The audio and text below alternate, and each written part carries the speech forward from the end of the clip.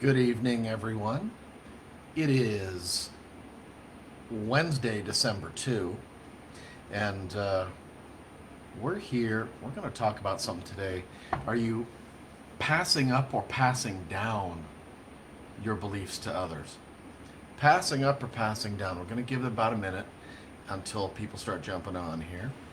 And I'm going to make sure I turn this down and share, creating a watch party with this group. Create a watch party with this group, and if you're jumping on, please write in the comments below. Let me know that you're here, and I'll give you a shout out. I want to give you a shout out. And one more watch party into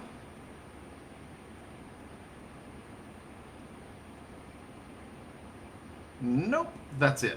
I'm not going to do that. Let's see. I'll just start one on my own. There we go. Perfect. All right, today we're talking about do you pass up or pass down your beliefs? And I want to share a quick story here and then kind of get into kind of the why we're making this the topic of the day. Here's a story. Once I finished high school, I did not know what I wanted to do with myself. I was training martial arts, having a good time, working a couple little odd jobs, nothing crazy. My mother absolutely demanded I went to college, or I go to college. So she made me do that. I didn't want to. And mostly because I didn't see a purpose in it. I saw no direction, and I didn't feel that it was worthy of spending any money on it. I grew up not well off. We were poor. And my mother was adamant about paying for college for me, and I absolutely didn't want to do it because that would have meant literally taking money out of the refrigerator or out of the heat. So I didn't want to go to college, but I did, and I took basically another year of like going to grade 13th grade, and I did okay, passed my courses. Basically, it was a waste of money. I didn't do a whole lot. Forcing me into it was kind of the wrong thing. I needed to find direction, and I actually had nobody to help me find direction. I wanted to teach martial arts. I wanted to teach, but I didn't have the wherewithal for that. I didn't quite know how. Again, yeah, I had an instructor, but they weren't a mentor. They weren't giving me any direction on how to do things. So, here are the three worst things for a passed down belief that, in this case, you gotta go to college, you gotta go to university, you gotta get a higher education. Instead of forcing me to go into college, didn't look into my other abilities, things that I was actually super good at. And this made me question my own passion, especially my passion for martial arts and teaching. And instead of learning more or studying more, I went and I studied history. I took a little bit of welding class. I took Shakespeare again, which I loved, but didn't really go anywhere. And basically, just spending the time didn't do a lot for me. The second thing is that taught me to not actually trust myself and trust my passion, trust that little voice that said where I should go and what I should be doing. Instead, the standard, this is what's going to be good for you, this is what's going to be happy for you. I want to give a shout out to Nicole and Mike. You're out there watching. Hey, good to see you guys. But yeah, my mom thought this is the way you've got to do it. She never really went to college or university, so it really affected how I thought about what I wanted to do. And so actually for the next few years, I floated between pretty much you name it, I did it. Just all sorts of odd jobs, all sorts of odd jobs. And eventually, um, by the time I turned, I think, 20, uh, me and a buddy opened up our own martial arts school. You know, we were super cool. We were awesome. But uh, again, we had no real business mentors. We had lots of physical ability, but we didn't actually know what we were doing. We had a handful of students that were great, but um, we didn't have any direction. So uh, here's three top things parents should do. Three top things, and I'm doing that with my own kids. Uh, Ask questions to discover your kid's true north. True north. My true north was always out there, but nobody, well, you're never going to make any money teaching karate. Well, here I am. I'm still going. I'm still doing it. 37 years later, wow, here we go. I'm still involved. So, and I'm actually having a lot of fun with it, and I find new passion every day in it, and I find more cool things in it. But question, ask your kids what's their north, what's their passion, and if you don't know how to do that, I have a solution for you. Mastermind with your kids once a week about their purpose, passions, things that make their heart sing. Sure, we want to be realistic and logical about, hey, being a video game tester isn't going to pay the bills because there's not a whole big market for that. So you need something. But helping them follow their passion, there's got to be something in there that they can do.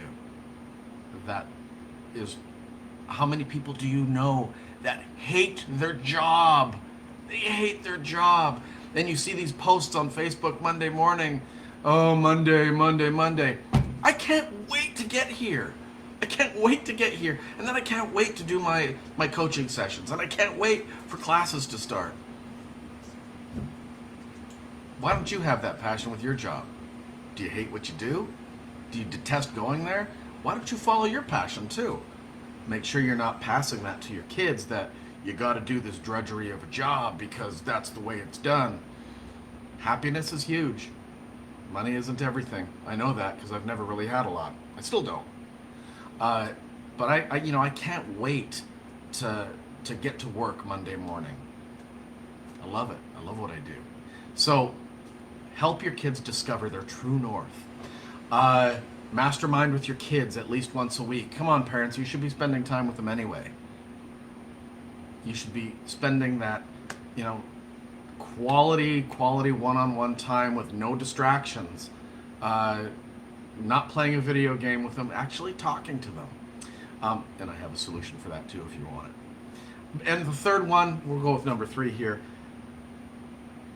I know parents, this is going to be hard for you, but maybe stop thinking you know what's best for your kids. Maybe put that on the back burner for a little bit. You might not.